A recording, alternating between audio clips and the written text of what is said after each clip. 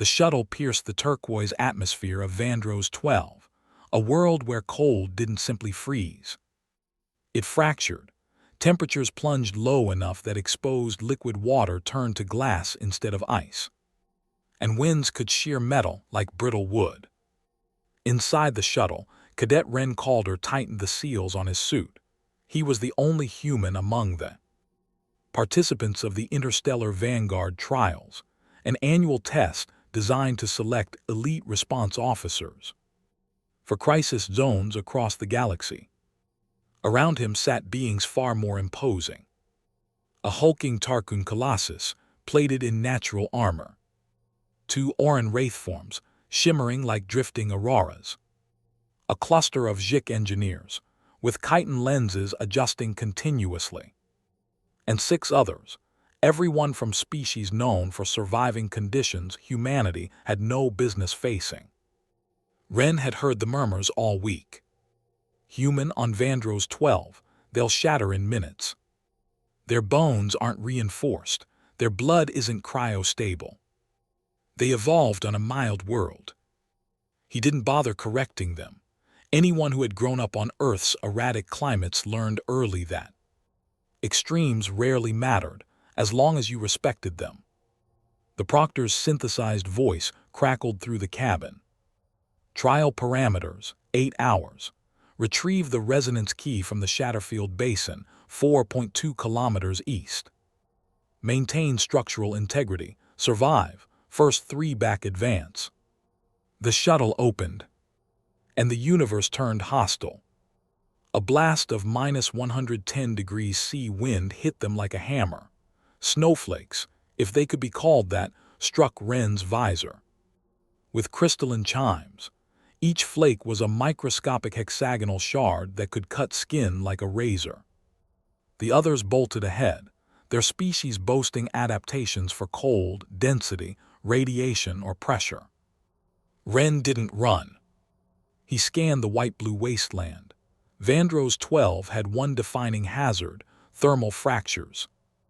Sudden drops in temperature that could cause metal, stone, and bone alike to crack like ceramic. Charging blindly was suicide. He found a break in a ridge where translucent rock jutted outward, forming a natural alcove.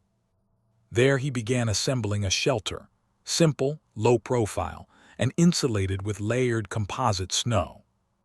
Not strong, not pretty, but stable.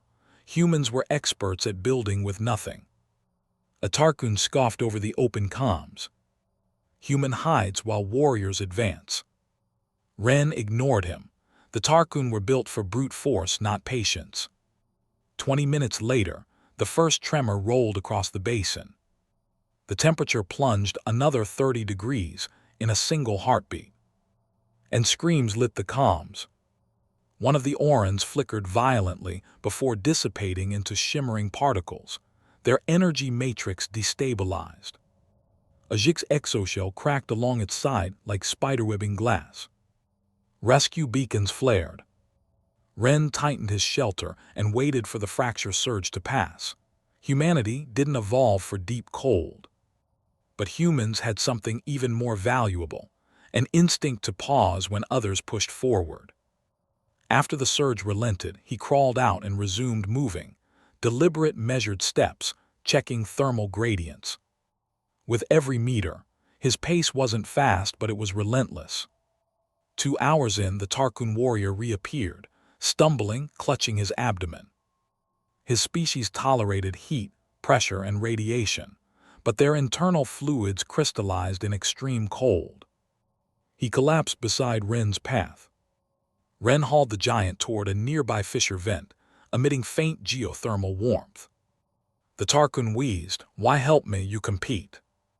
Ren shrugged as he braced emergency pads around the alien's torso. Cold doesn't care about competition, neither does death.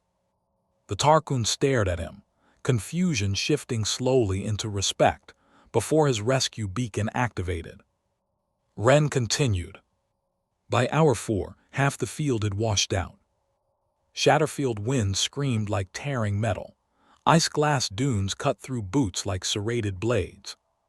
Ren's suit alarms chirped constantly, but he pressed on with human stubbornness. When he finally reached the resonance key, a crystalline spike jutting from a frozen lake bed, only 3 other candidates remained.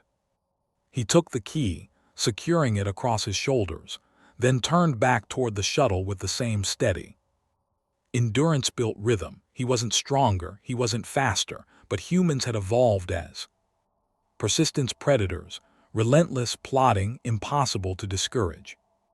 Kilometer by kilometer, he reclaimed the ground, following his own footprints and marking every shift in the wind. A second fracture wave hit, others fled panicked. Ren dropped flat, shielding the key beneath his body and bracing until the cryoshock passed. The temperature rebounded.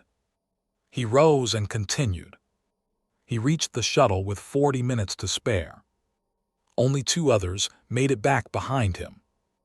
Inside, Ren removed his helmet, steam rising from his boots. The Tarkun, wrapped in medical insulation, looked at him with something like awe. Human endurance, it defies categorization. The Proctor approached, its hovering chassis humming softly. Cadet Calder, your performance was unexpected. Ren smiled wearily, because humans aren't cold-resistant. Incorrect, the Proctor's eyes glowed. Because you were not resistant to cold, yet you survived. Most species adapt to one condition. Humans compensate for all conditions, harnessing ingenuity, patience, and a remarkable refusal to yield. The Tarkun nodded. You do not overpower the world, you outthink it.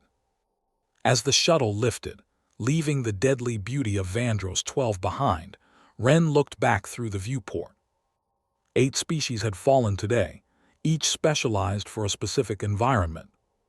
But humans were generalists, masters of making do, of solving problems, of enduring when endurance seemed impossible. In a galaxy filled with specialists, that made humanity something else entirely.